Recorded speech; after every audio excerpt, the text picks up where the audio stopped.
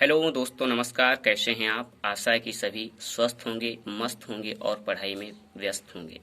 दोस्तों, हम आज बात करते हैं सूत्रों के आधार पर उच्चारण स्थान की।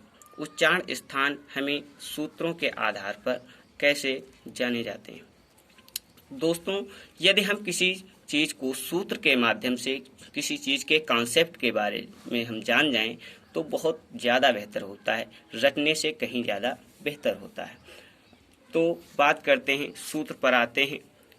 अकुह विसर्जनीयानाम कंठः, अर्थात लघु आ, दीर्घ आ, का वर्ग के समस्त वर्ण का, खा, गा, घा, अंगा और हा और विसर्ग को हम जिस स्थान से उच्चारित करते हैं उसे कंठ कहते हैं और इन सभी वर्णों को कंठ कहते हैं। इन सभी वर्णों को कंठ कहते हैं। क्या कहते हैं? इन सभी वर्णों को कंठ कहते हैं और इनका उच्चारण स्थान जो है कंठ से करते हैं। दोस्तों, इतनी बात समझ में आ गई होगी, तो हम आपको अगले सूत्र पर लेके चलते हैं।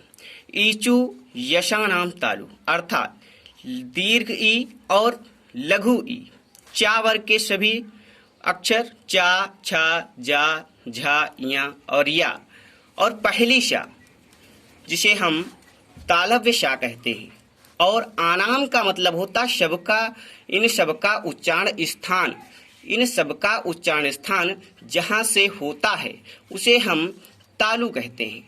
तो इनका उच्चारण स्थान तालु होता है और इन्हें तालव्य की संज्ञा दी जाती है। इन वर्णों का उच्चारण स्थान जहाँ से होता है उसे हम तालु कहते हैं और इन वर्णों को तालव्य की संज्ञा दी जाती है। दोस्तों, हम आपको अगले सूत्र पर लेके चलते हैं। रीटु रसाणाम तालु, अर्थात री, लघुरी, दीर्घ री और टा वर्ग के समस्त वर्ण, जैसे टा, ठा, डा, ढा और अड़ा और शा जिसे हम मूर्धन्य शा कहते हैं। इन वर्णों को मूर्धन्य कहते हैं और इनका उच्चारण स्थान मूर्धा है। इनका उच्चारण स्थान मूर्धा है और इन वर्णों को हम क्या कहते हैं? मूर्धन्य वर्ण कहते हैं। दोस्तों, हम आपको अगले सूत्र पर लेके चल रहे हैं। लृतु लशानाम दंता, दंता ये बहुवचन है और अब समझते हैं कि लृ, इसका कोई दीर्घ नहीं होता। जो लृ है इसका कोई दीर्घ नहीं होता। और तु मतलब ता वर्ग के समस्त अक्षर ता, था, दा, धा, ना और ला और शा जिसे हम दंत शा कहते हैं।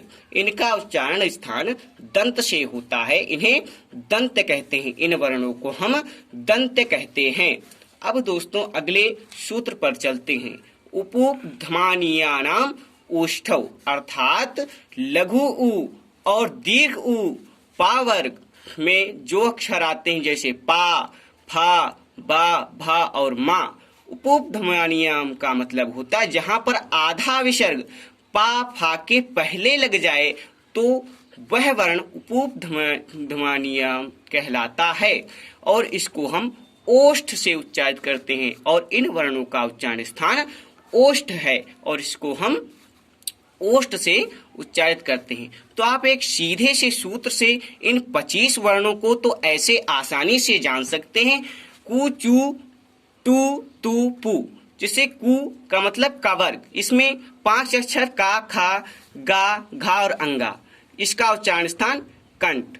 चू, चा वर्ग के समस्त अक्षर चा, छा, जा, झा, या, इनका उच्चारण स्थान तालु। टू का मतलब टा वर्ग, टा, ठा, डा, ढा, अड़ा, इनका उच्चारण स्थान मूर्धा।